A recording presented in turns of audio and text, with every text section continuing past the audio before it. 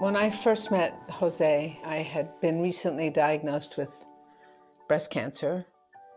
So I was in that state of mind where you feel like your life is over and you're completely terrified, and you have had many tests and encounters with machines and technicians, and you don't yet have the feeling that you're in the hands of anything other than sort of a random fate. I will never forget sort of the door opening and my walking into this office and this man standing up and saying, "My name is José Baselga, and I'm familiar with your work from the Spanish translations, and I know what my job is. My job is to protect your mind. So if you don't mind, sit down and explain to me how you write a poem." And I thought to myself, he reads poetry. If he doesn't read poetry, he has done me the courtesy of just looking up to see who I might be as a human being. He's asked me about my work. He hasn't referred yet to my illness. He hasn't treated me like a person who is diseased. He hasn't treated me like anything other than a person who's going to continue to live and whose dignity and whose sense of the worth of their life has been instantly made implicit and explicit in the conversation. So I sort of try to explain how the imagination works, and he took notes. Everything begins with the heart. Everything begins with passion. Everything begins with mission. Because we are going to be only successful if we are totally committed to what our daily lives look like. He was to oncology what Jobs, Williams, Bezos have all been to the areas that they're in. He developed 13 or 14 drugs that saved millions of patients' lives. A drug called Herceptin became a standard of care. A single person that transformed the way that we do oncology at Valdebrón. Jose came here with no influence, no connections whatsoever. He was an American success story. When he got to Mass General, the place started to move and shake a little bit. He came to Memorial with a real sense of urgency to bring the best out in the institution. To be a visionary, you have to be disruptive almost by nature. That's part of what made people uncomfortable around Jose. He is known as the father of precision medicine. He was tougher on himself than he was on the people around him. The goal is making a difference for patients. Most difficult times in his life was he had to resign from Memorial Sloan Kettering. When he left Memorial, of course, we would have to deal with some criticism. What is a loss for Memorial would be a gain for AstraZeneca. Because he was a visionary, when I started to think about medicine, he always said, don't think about oncology, because by the time you get to where I'm at, I will have taken care of it. Today, we are fiercely leading a revolution in oncology, which will change the practice of medicine and the way we do research forever.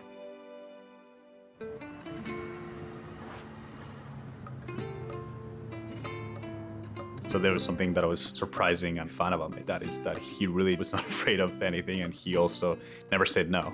In Spain, he would do the bullfighting and the running with the bulls. He did that since he was 14. That's something that he loved, part of his identity, and even after he had this, he continued to do that, and until my mom, after my brother Alex was born, was okay, like, enough, that, you have too much responsibility to have a freak accident here. One day when I was sitting with him in his office, he pulled up a photo of himself in a corrida with a bull. He was a young man. It was clearly a provincial corrida. He was in blue jeans and a t-shirt. And we mustn't forget that Jose was an immigrant to this country, and a fairly recent one. But he looked at that photograph and he said, "You see that bull?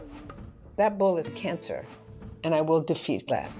And the thing about that metaphor is that, when you encounter a creature in a ring and you're a Spaniard and you understand what you're doing in the most profound sense, you respect the bull. You know the bull can kill you. You know the bull has more power than you will ever have. It's a much stronger creature, it's canny, it's intelligent, and it has a will to live. So there was a thing about Jose, which is that, he did not disrespect cancer, and he did not underestimate how powerful an adversary it was. And he knew that he had to engage his full humanity to rise to the occasion. And he needed our full humanity as patients in us, alive and operating, in order for us to be able to fight that bull in that arena. growing up, we had this house in the Pyrenees, and that was like my dad's happy place. It's like an hour away from Barcelona. It's between the border of Spain and France. And so we grew up hiking, going to the mountain. That's something that he loved doing and that he passed on to us as a passion. He was one of the kind of person who just hated doing nothing. He always had to be doing something, and he would like kind of get like very antsy of like, you know, I'm wasting my time. I need to like be doing something. So I think nature kind of felt like a good place to disconnect from work and his thoughts, but at the same time feeling like you're accomplishing something. One of his favorite things to do was dirt biking. He had 2 titanium plaques in his arm because he broke it. Motorbike racing. Me and him would always go with him. He liked to go fast. Right behind the house that we had, there's like this huge field, like La Escampada. And he would literally take us out there, and we would just literally like do rounds and rounds around a circuit for literally hours till it became too dark. Jumping and doing crazy things, I remember. My grandma always tells this story is that he loved his motorcycles so much. Someone had kind of broken into like the neighbor's garage and had taken all their motorcycles. So then my dad basically decided that his motorcycle had to sleep in the house with them. So every night he was in the middle of the living room. And somehow my dad was able to, like, my grandma was like, let him do all these things, but it was just wild to me. But even I remember one time that, the president of Memorial called me, telling me very seriously that Jose shouldn't be doing dirt biking, because he was a very important person in the hospital and that was putting at risk his life. And he didn't care. I mean, he continued biking all around. I mean, he loved to do that.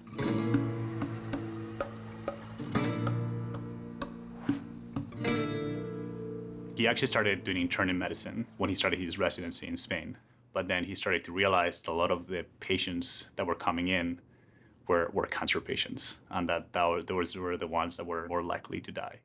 So to him, he just saw it as like a big challenge. I think when he grew up, he didn't think there was anything else than medicine, because that's what he lived in his house. The grandfather was a doctor, his father was a doctor, the mother was a nurse. One of his sisters is also a doctor. They have 8, 9 nephews that they're doing medicine. So everybody would call him asking for advice. And, he is always there for anyone. So that, I think, it helped him, and it would keep him very, very close to his family. His grandfather was the doctor of the town of Cardona, the one where he would do the bullfighting and they were riding motorcycles, etc. Everything he did was very service-driven. It was something that he inherited from his dad. It was basically like, if you have been giving a gift, you deserve to give back to society. And he used to say to me, the best way you can combine the efforts of the heart and the efforts of the brain is in medicine.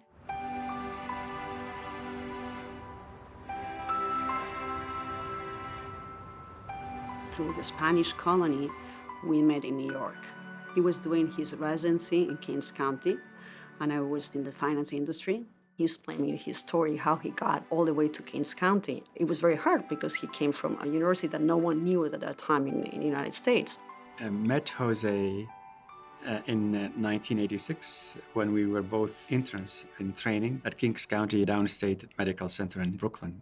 During the initial training in internal medicine, you do 1 year, the first year, which is internship, and then the second and third called the residency.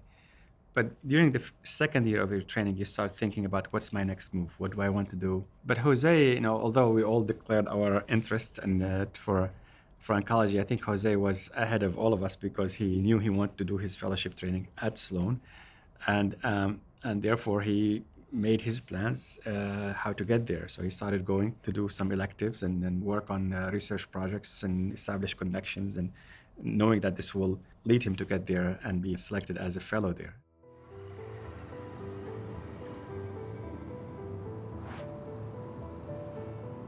And finally, he got this mentorship with John Mendelsohn, who was the person who interviewed him for the fellowship. He started to work in the AGF receptor. John Mendelsohn at Sloan Kettering developed an antibody against a protein called EGFR. The idea was that EGFR is expressed on almost all of the epithelial types of cancer cells, and that if you treat these cancer cells with an antibody against this protein, that you can actually kill the cancer cells. So Jose absolutely believed it. He thought that this was clearly going to be a winner. The rest of us thought this is kind of wishful thinking. They actually got this antibody into a clinical trial, And they'd go down to the clinics and just plead with people to put their patients on this trial. And everybody would nod their heads and politely turn around and walk away and, make disparaging comments like, I can't believe they think this antibody is going to work. I mean, here we are giving patients chemotherapy. You think an antibody is going to kill cancer cells? But it did. That antibody is now FDA approved for colon cancer and head and neck cancer. Jose had that kind of intuition that we didn't have. I started my medical oncology career now about 20 years ago. And at that time, I was very inspired about the advances in HER2-positive breast cancer. Jose was at the forefront with the work that he was doing with trastuzumab, also known as Herceptin. So I had seen him present, seen his ability to translate really complex pathways into very simplified mechanisms that can be then used to exploit better therapies. My career started in the early 90s in the lab of John Mendelsohn. These were very exciting times because we were able to show that you can target a protein, and this was HER2. Maybe we could use antibodies to target HER2 tumors so that they could shrink and actually disappear. So that was the birth of Herceptin, of trastuzumab, and at that time at Memorial Sloan Kettering, we did the initial phase 2 study of Herceptin in patients with advanced HER2-positive breast cancer. It's really huge. And again, open the door for more to come in that space. Now there's more antibodies, ADCs, antibody-drug conjugates, small molecule inhibitors. But it was one of the first approaches that used targeted therapy in breast cancer that changed the landscape of treatment. This particular agent has been used in 2.3 million breast cancer patients. So, there's so much that is still happening as a result of his work and his and the other 12 or more therapeutic agents that he developed. The classical path is to treat patients that have very advanced disease and probably do not have other treatment options. But Jose always had in mind that we should treat more and more early stage cancer. He also thought that we should do more and more to prevent cancer. Actually, Jose was one of the very few people that thought that cancer could disappear from the face of the world. He recruited excellent laboratory researchers, he trained and recruited excellent clinical researchers, and he made sure that they were talking, interacting, and benefiting from each other's knowledge. And this term that we now have for that type of research is translational research, translating findings from the lab to the clinic and from the clinic to the lab. Of course, that's intuitively what we want to do in cancer research, but it's really been a little bit more of a modern development, and Jose was really at the forefront of that development. Jose was not bullshitting. Objective, deliverables, timelines, and this since the beginning. I was very young to pharma, and I was interacting with him in the context of some trials that he was the PI of. The first thing, when you could have José Baselga PI of your study, this was a good thing to increase your probability of technical success. José smelled the good drugs.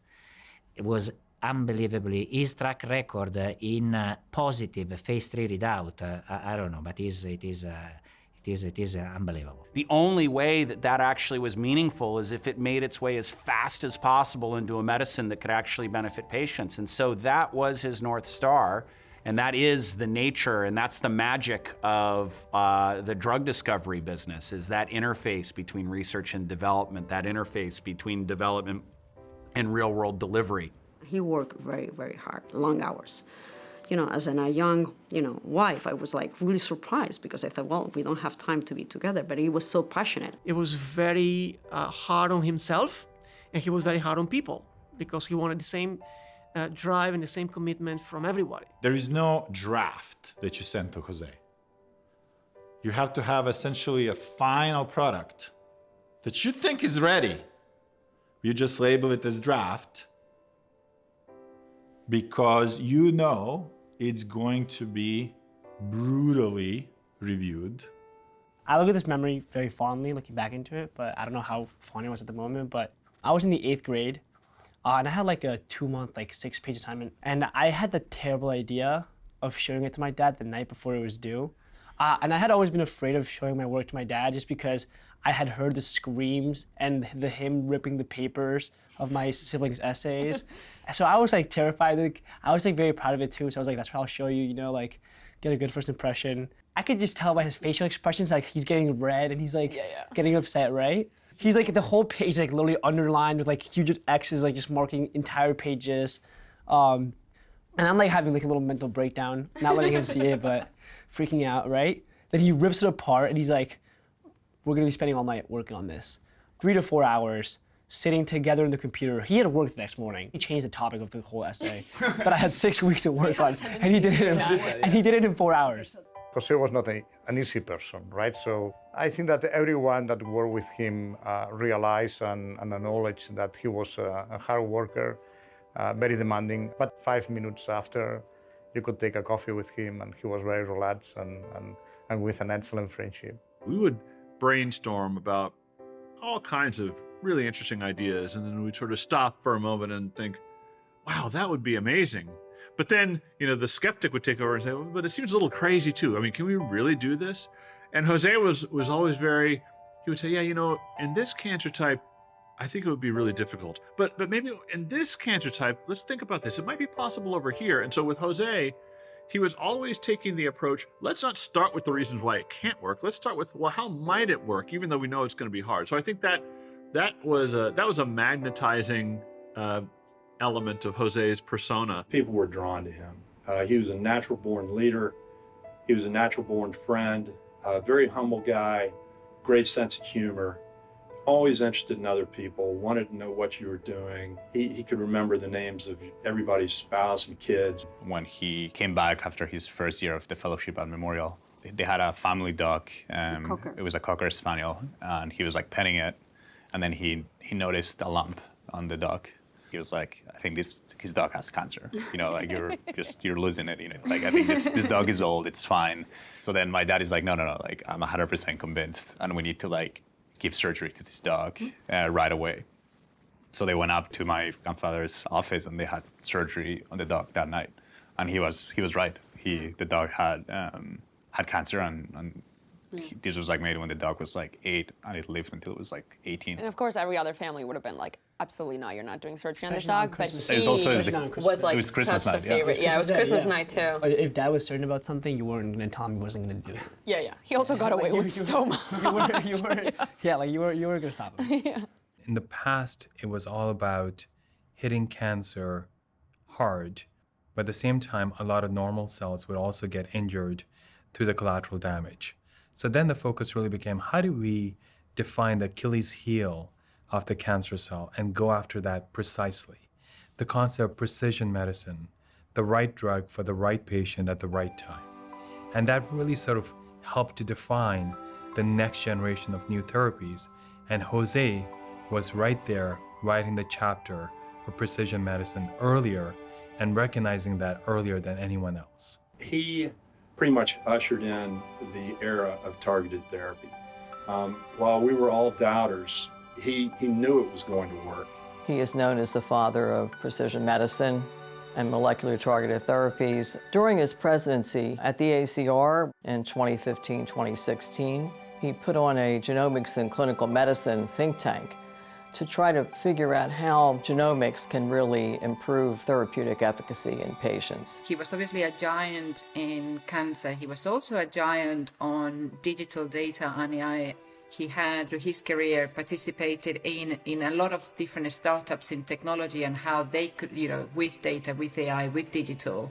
Many of the trials will have incorporated digital approved devices that will monitor in real time how is the patient really doing? Is this patient walking? Is this patient having pain? Is this patient having difficulty breathing? That will be analyzed, and then we will be able to intervene.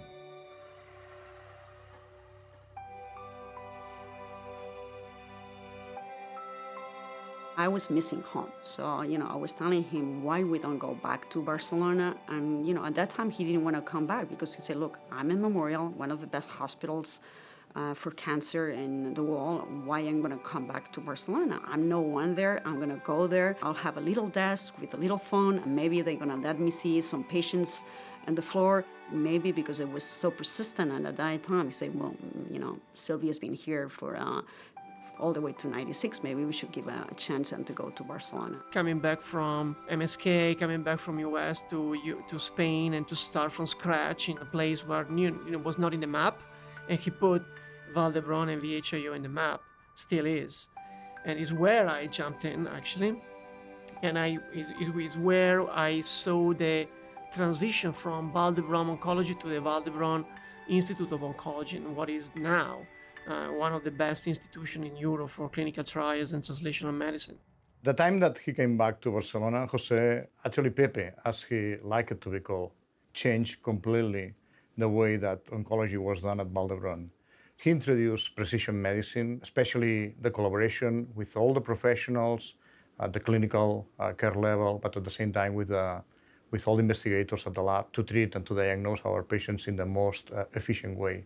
So he always was in a hurry, and he put always us in a hurry. But everyone recognized that Vall d'Hebron was one of the pioneer centers that do, for example, pharmacodynamic studies with sequential tumor biopsies for patients. This was one of the outstanding contributions that we did since the creation of the institution. At that time in Spain, we had very limited resources, so he created also a foundation, so to try to bring some funds for the research in cancer. And finally, the patients love him, and he had a lot of patients in Barcelona. He didn't care who they were. I mean, but we go to the streets of Barcelona and still people stop us saying, Jose did that, Jose did the other thing. And he was very close to everybody. I mean, everybody called him Jose. I mean, it was not only Dr. Baselga, but it was Jose. We were at the National Institutes of Health in front of the National Cancer Institute, awaiting the arrival of the Queen of Spain. And Jose turned to me and said, well, this is going to be exciting for you. Wait till you see what she does. And I said, well, she'll smile and walk by. And he said, no, she'll smile and walk by, but then when she gets to me, she's going to give me a kiss. And I said, no way, Jose, that's not going to happen. Queens don't kiss people. And he laughed and laughed. And she got out of the vehicle and came over and walked along and smiled at everyone and then kissed him. And he turned to me and he nodded, and I smiled and I said, it always happens for you, doesn't it, Jose? You always get to the bullseye.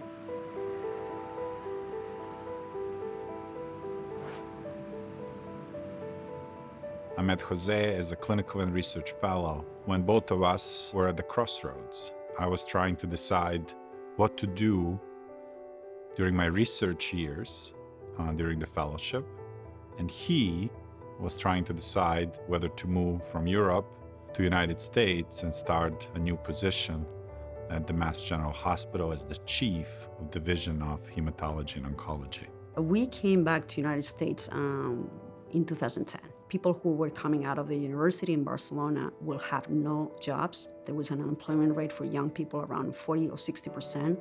So he was really concerned about what is going to happen with our children if we stay here. For context, at that time I was 17 years old and I was having the time of my life. I went from being able to see my friends, move in anywhere I wanted, even outside of the city, to my mom has to drive me anywhere. Looking back, there's also a lot of great things that happened. I feel like we also got closer to our dad too. When he was working in Spain, he would come back at 10.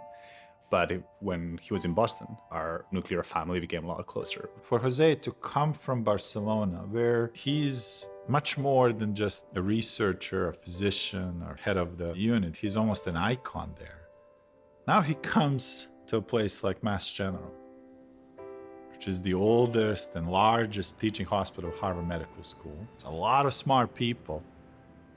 To be able to get a lot of smart people to all move in one direction, his picture should be in the dictionary next to the word charisma. And I have one final slide. I know that Boston is a city of excellence in many fronts. I know you have the best baseball team in the world, that I learned. That you have the best football team in the world, that I learned. But what you don't have is the best soccer team in the world. And this is our stadium, the Barcelona football team. They throw me a farewell party in the field. And I started in Barcelona, where it's been 6 years. Then I moved to MGH. As far as I know, I was the only one from Aldebaran actually that was asked to follow him to MGH. And Jose asked me to basically start a new lab from scratch and run his lab there. So he was never afraid of risking, like never in his career. And we improved all the time, Maybe we were also lucky, but we hired more and better people, and we published better papers. And that is a positive feedback usually. I'm not sure people realize this about Jose, but he was at times full of doubt.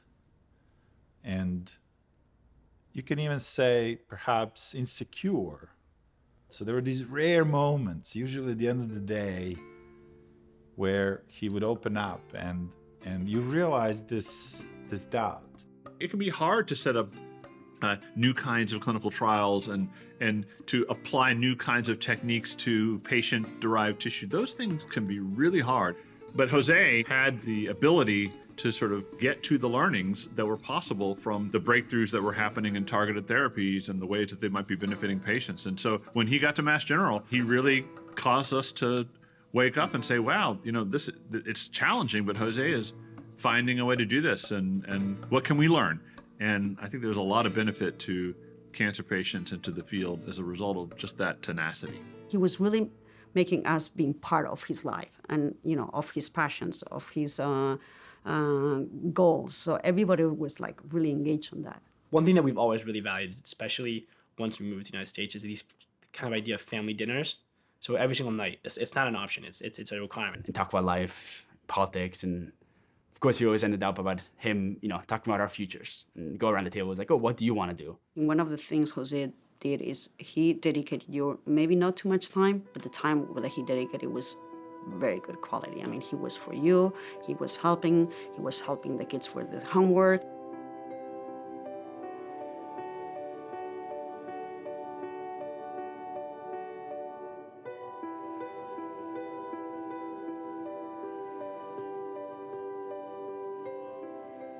Whenever I tell anyone it's surprised, we would play this video game called FIFA, and he was so bad. Mom would find him. We would always play, and I would always destroy him.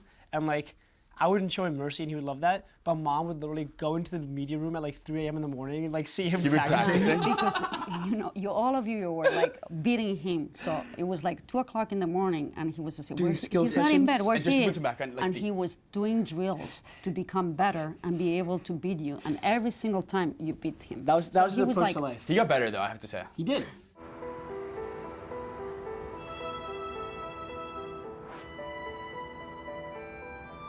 We were in Boston only for 2 years. Memorial Sloan Kettering offered him the position of physician-in-chief. I did my training at Sloan Kettering as a fellow and took my first faculty position at Sloan Kettering. And about 6 months into that, Jose was named physician-in-chief and arrived with a big bang. It was kind of the completion of a career arc for him. He had begun his oncology training as a fellow at Sloan Kettering, then came back at Memorial as really its lead physician and lead researcher.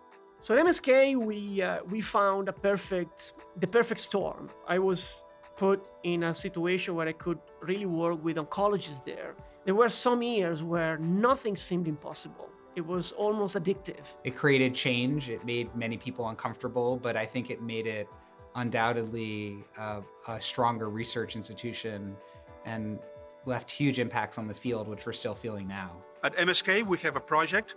We initially called it the 1,000 Breast Cancer Genome Project, but now it's the 2,000 Breast Cancer Genome Project that we have been able to sequence. And we are beginning to identify genes that are present more frequently in the metastatic setting and that inform us on how to treat these patients.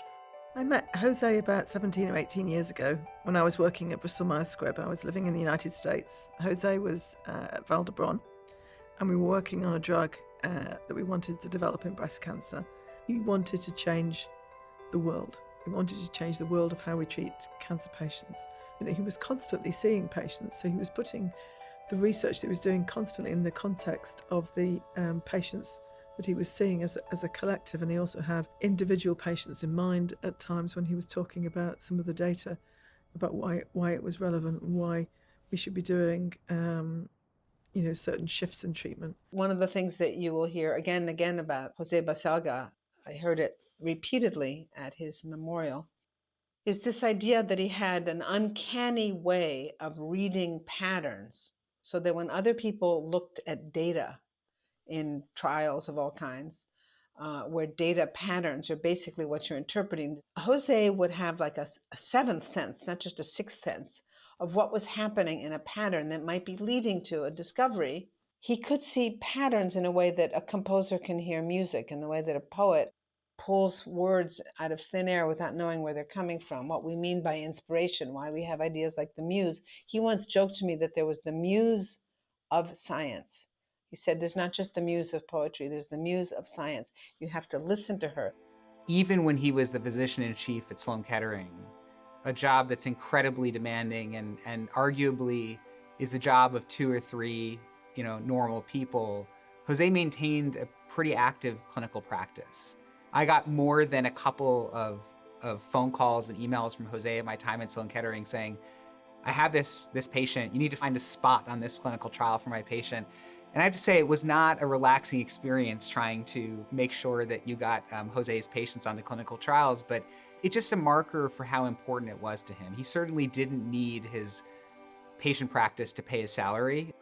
Patients that I've met before, they tell me, I didn't know what to do. I was already planning for the worst. I walked into your dad's office, and when I got out, I was a different person. I had this energy to continue fighting, and almost like if someone had given me a second life. So he was the kind of physician who kept your curiosity awake, who kept your will to live, and he kept your sense of purpose. He didn't make you feel like, you had a purpose, which was this existence, and then cancer came along and you no longer had that purpose and you were no longer on your path of life. He made you feel like you were on your path of life and now had a new aperture in it. Jose was doing extremely well at Mass General. This concept of precision oncology was live, but the gravitational pull of this home where he trained was impossible for Jose to refuse. So now he goes and becomes physician-in-chief there, and things become orders of magnitude more difficult. This is now a really large place. The atmosphere in New York, the competitive nature of various centers there is pretty intense. And now he's much higher in the organizational structure of an institution. What he does has a profound impact on even more people than he did in Mass General. Some of these doubts, again, creeped in him. And I had discussions with him about that. And he fought it the way he always does, with hard work, with sense of urgency, with insisting on focus, demanding success. Jose, at that point, I think you start being unaware of your blind spots.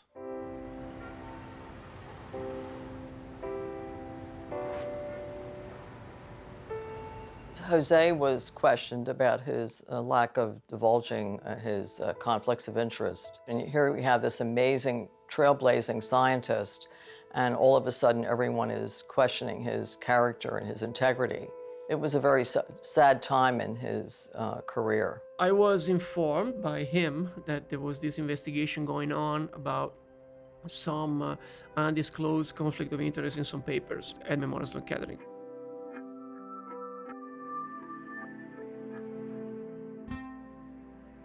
There was a few more articles talking about more people having some problems, not doing well their disclosures, and he was the only one who was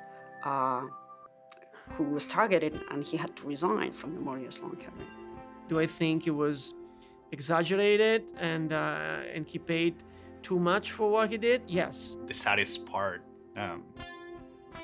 is the patients, right? Like all of a sudden you're diagnosed with this very scary disease and you get your doctor removed from it.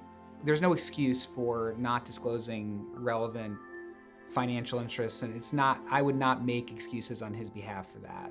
None of the findings reported in any of those clinical manuscripts or scientific manuscripts were ever called into question. So the real issue is, how do we, was the appropriate context and disclosure given? And I think really the whole idea of disclosures is something that the field needs to continue to work on. It's not just about disclosing, but it's really about how interpretable are those disclosures? He thought he will never have the chance to go to the industry either, because what happened to Memorial. First I met José Baselga was at the ASCO in 2000, and he was at the time a young, very promising oncologist still working in Barcelona. And I was immediately impressed with him, and I met him on a regular basis over the years. And I tried to recruit him a couple of times, and when he left Memorial, I knew, of course, we would have to deal with some criticism, but I knew that José actually would be someone who would live our values and do the right thing. And quite frankly, I thought to myself, well, what is a loss for Memorial would be a gain for AstraZeneca. Here is our chance to attract José and recruit him. And Pascal called me up over the Christmas holidays, just before José was announced, to sort of tell me the reorganisation and what he was planning to do, and I was over the moon.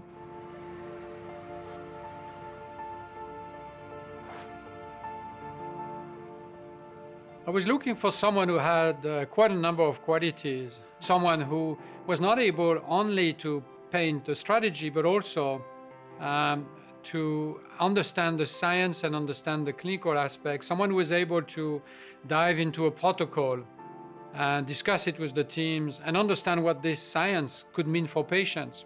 So I needed a visionary, but I also needed someone who was practical, entrepreneurial. I also needed someone who was a great leader, who was going to be a talent magnet. And finally, I needed someone who I knew was going to fit our company culture and live our values. And really, José addressed all these aspects I was looking for and was the perfect candidate for the job. When he started at AstraZeneca, things started completely differently. He thought working there, developing new drugs and trying to figure out new ways of curing, he was not only taking care of one patient, but he was taking care of a lot of patients. When he knew that I was considering coming to AstraZeneca, building again the team, it was like, the John Belushi, the Blues Brother, once again. And he was, well, I'm here, so. He said, Sunil, it's time for us to rewrite breast cancer textbooks together. It's time for us to rewrite these chapters. The twinkle in his eyes, the excitement, and it got us really charged up about the opportunity and made me charged up to move countries and move jobs and join AstraZeneca, because I knew I would always have a strong champion, a strong leader who would support this vision. And it was one day that José called me. I was at Pfizer. I was incredibly happy. He was telling me, I am in AstraZeneca now, and I want to bring you in. Took about 30 minutes for me to decide that I was in. 30 minutes. And once he decided to go, he was just José Baselga once again. And I think after 2 weeks, he was the one suggesting to spend a ridiculous amount of money to buy a drug that now he's a blockbuster, and he will be even more a blockbuster. He was never daunted by the amount of things that he had. He just boasted about the fact that at Memorial and at Mass General, he'd always been able to get the budget that he needed. He was going to be able to get the budget that he needed here. And he was quite effective at arguing for that, including for doing big deals like in HER2 and the subsequent deal we did with Daiichi Sankyo. I saw him a couple months after he was named into his position at AstraZeneca at the ACR conference. This was shortly after the announcement that AstraZeneca had done a deal with Daiichi to collaborate on what became in HER2. And is now, understood to be kind of a radical transformation for patients with HER2-positive breast cancer. And I saw him, and I congratulated him on the deal, and he said to me, Sylvia, my wife, was really upset. And my mom went crazy. She was like, haven't you had enough? Like all this risk taking, you just joined this company. Are you trying to make enemies? Are you trying to get your boss to fire you? Like, what is that? And he really believed in it. And so he went for it. And I so wish he could see right now how good the results are. You know, he saw that this was going to be a transformative medicine. He knew it was the right thing to do for patients and for the company. And it didn't matter that his tenure there was new. It didn't matter that he was coming off of a difficult point in his career and other people might have played it more safe. He was going to do what was right, and he was going to kind of let any of the consequences be damned. Obviously, time has shown that to be a brilliant decision, but I thought it also was quintessentially Jose. And for us, for AstraZeneca, to be able to partner with Daiichi Sankyo and develop this drug in patients with cancer brings us closer to our goal, which is to eliminate cancer as a cause of death.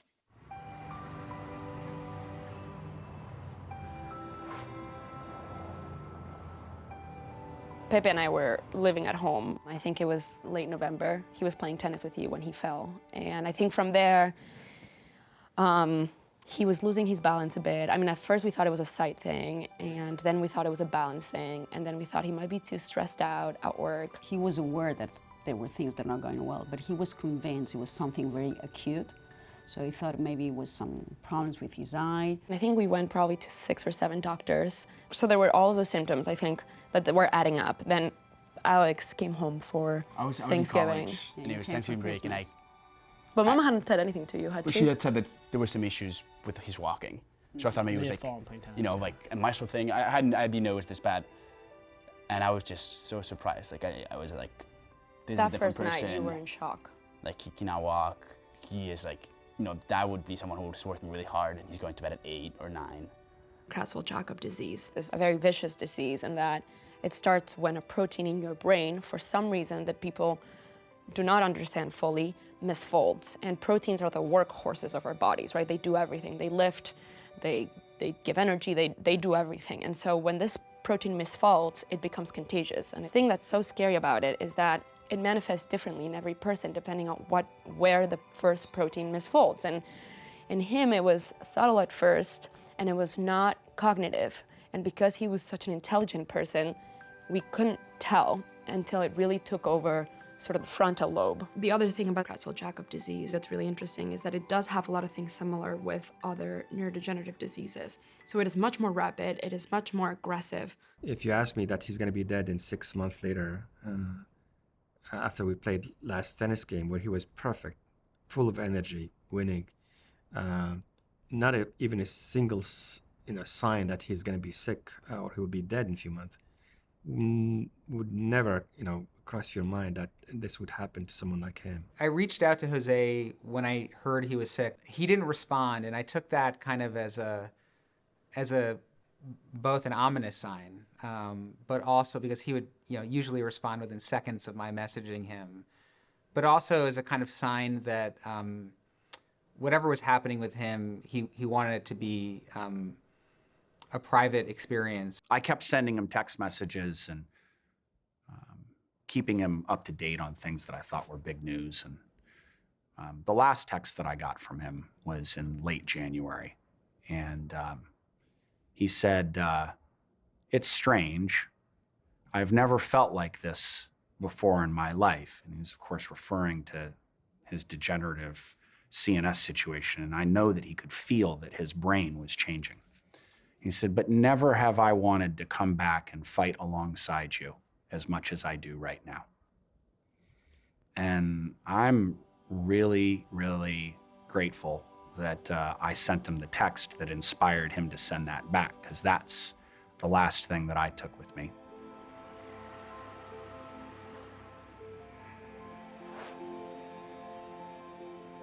So we decided to go back to Spain, and we went to Barcelona incognito mode. We didn't want anyone to know because he was a very proud person, and because we just sort of felt that he wanted to be with us. And this was also part, you made an executive decision there, which I thought was great because we got to spend time with him.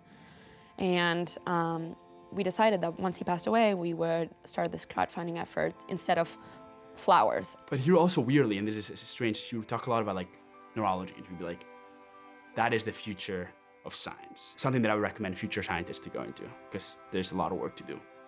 And, you know, looking at what happened at him, where he got this horrible illness with no cure, very little knowledge, very little treatment, you know, he was absolutely right. I think that's a field where there's a big gap. It was so sad to be sitting in a doctor's office, having received this diagnosis and asking, is there anything we can do? It doesn't matter what the odds are because this guy doesn't care about odds, never has. So just give us something, anything. And we got nothing. And when we left the room, he said, you know, Clara, come here. What did you think about that interaction? And I was like, well, it's really sad that, you know, they gave us this news. He was like, no, I'm talking about the setup. Did you see the setup of the doctor's office? It was all wrong. Because he had his computer in front of him, and so it didn't really facilitate and at this point, he was like already having lapses. I thought, you know, if I had been him, I would be breaking. He took that as a teaching moment for me as a future doctor, and that stayed with me. So. I think that a lot of people will just know my dad for everything that he's done in the world of science and the world of academia. But I just think like the legacy of my father should just go so much further than that. The person who he was away from all of that, you know, he was just the most caring, compassionate human being in the entire planet. It could have been his birthday, it could have been Christmas, it could have been the happiest moment of his life, but if someone else was in need, he would have put everything aside to help them. But if I could, you know, plead people to hold on to, it would be this humanistic side of him that I come to value tremendously. When he got diagnosed, he was already almost not fully aware of what was going on, and his cognitive system was not working as it should, as it was normally working. And also, like, something that was really hard is like you wanted to say all these things, but at the same time, you didn't want to constantly remind him that he was dying. And I think that made it really difficult to say all you wanted to say. The way I thought about approaching the whole situation is like, how do I make him feel loved without kind of like making it so obvious and so clear that, you know, these are our final days together. So yeah, I think there's probably a lot that I was not able to say. That, yeah, I wish I could have told him, yeah. I think we were a good team. We complement each other very well. And I was more in the details, in making sure that everything will be stable at home so he could go and work hard. We were in the same path in terms of how to educate and how to dedicate our time to the kids. So that we were like one person instead of being two, which it helped us a lot. But I think he was the one with dreams, with enthusiasm, with new projects, and I was the one to help him to develop that all the time. So it worked very nicely. I think I was very privileged to live 30 years with him. That's the best thing that can happen to me. That's obviously the great irony and tragedy of the end of Jose's life, that he should, suffer such a horrific disease of which there's absolutely no treatment. And I think that's the position that cancer patients found themselves in 50 years ago. It was a field of diagnosis rather than treatment. And I hope that Clara and her generation of upcoming scientists and physicians can offer hope to people in that situation moving forward. In the aftermath of his death, for months we had been wanting to do something, and we also realized in going through all of this how little research and money there is in Creutzfeldt-Jakob disease. So we started this GoFundMe, and we wrote a blurb, and it was basically like, our father passed away from this disease, and we raised $250,000. And I think by the time we had raised like maybe $100,000, GoFundMe contacted us and was like, this campaign is #1 in Spain right now. We would like to help you. And so we got more structure, we got more help. Now that money, that $250,000, has been given to Hospital Clinic, and they're doing basically clinical research with it. And so that's one project, but AstraZeneca has also given us $1 million for CJD research. And then the other part of it is awareness. You know, there is a lot of stigma with Creutzfeldt-Jakob disease, and part of it is it's closely related to mad cow disease because the variant form of CJD is mad cow. And so just by talking about it, sharing our story, sharing the symptoms, it's a lot of work, but it's, for me, and at least a way to stay connected to him. I can't think of a better way to honor him than to put energy into science. Really, I think the contributions that Jose made were twofold: to the individual medicines that he produced, to the broader ideas of precision medicine, the idea that we should be personalizing therapy for people with cancer, but probably most profoundly in the legacy of trainees that he really brought through.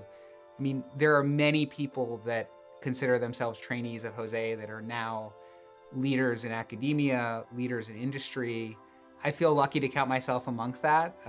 Jose was hugely impactful for my career. He was hugely impactful for the way that I think about oncology research, about trying to advance patient care. But there were moments that were deeply uncomfortable. And you had to live through those moments, and you had to accept them as part of the equation of working with Jose. I don't regret a moment of working with him, and I miss it. The thing I miss most about Jose is how he brought the best out of us. And I miss that sometimes when I want that feeling of somebody who's going to push me. And I want to instill that Jose in me to push me even more so I can raise my bar. I miss that clarity of vision. And I hope that's in us, it's in me, to provide the direction that we need moving forward. Cancer is a brutal disease. Brutal disease. It devastates people, families. So being a fierce enemy of something like cancer requires fierceness. And I think Jose had that. Jose's legacy in the oncology community is enormous. I mean, his impact on breast cancer, in particular HER2 breast cancer, and the treatment will be really felt for decades to come. He was the champion of the working relationship with Daiichi to have this drug be available to patients through this collaboration through AstraZeneca. And then the trial that showed a tremendous difference between HER2 and the competing drugs in a head-to-head comparison proved him right. Everybody felt sad that Jose didn't live to see that because he would have been so proud of it. He was such an amazing personality. He combined this strong work ethic with a charismatic personality that everybody wanted to be near him and learn from him. And, you know, people like that come along once in a while, you know. And so I think there is a void. Of course, he has left a legacy, particularly in the area of molecular targeted therapies and the molecular profiling that he pushed very hard as a comprehensive approach to cancer therapeutics. And we'll never forget him. He was an extraordinary person and an amazing scientist. He was tougher on himself than he was on the people around him, and that the goal was always very clear. The goal is making a difference for patients. And to that end, it was worth pushing and driving. And I very comfortable with the push and the drive. And I always understood where he was coming from. So I never minded the slightly rougher edges. I thought it's just part of the man that he was. And I loved the totality of it. Oh, I did cry my eyes out, obviously, through the whole year, because he was unbelievable in terms of being a giant, being recognized globally, but also having little time for the little things, you know. And then you think, how does he have time for all this? Well, Jose did have the ability to combine true genius together with a remarkable emotional intelligence and an amazing sense of humor. Sometimes this just felt like, the guy next door. And then other times you realize that you were sitting next to like the Serena Williams of the oncology field or the Steve Jobs of the oncology field. Yet he was just another guy that was interested in talking about Barcelona versus Real Madrid and his time serving in the army in Northern Africa. That mix was what made him so special. The Sagrada Familia made me think about Jose. It's towering, it is singularly noteworthy, and yet it's tragically unfinished. And that made me think about his life, because his life was so impactful, and yet it was cut too short. It's tragically unfinished. When I think about what Jose was pursuing in his life, just that enemy that is cancer, like with the Sagrada Familia, the finishing is left to others. We find out that he was his disease. He decided that he wanted to spend the last months in La Cerdaña. That was very remarkable, because it's how important it was for him to be there and see the mountains and spend some time walking, through La Tosa, all these lovely, places that we stayed together.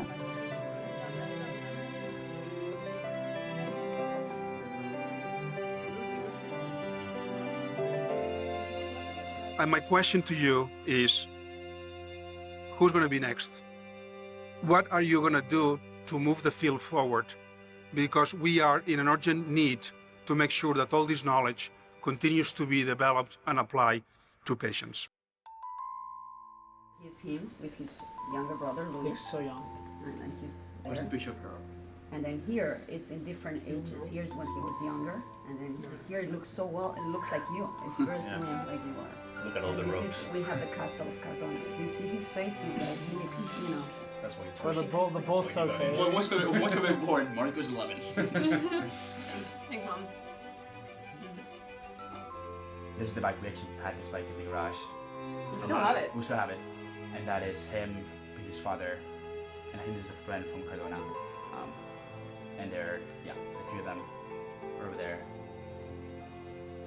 I think this one is one of the best bit. Yeah. Yeah. That photo especially.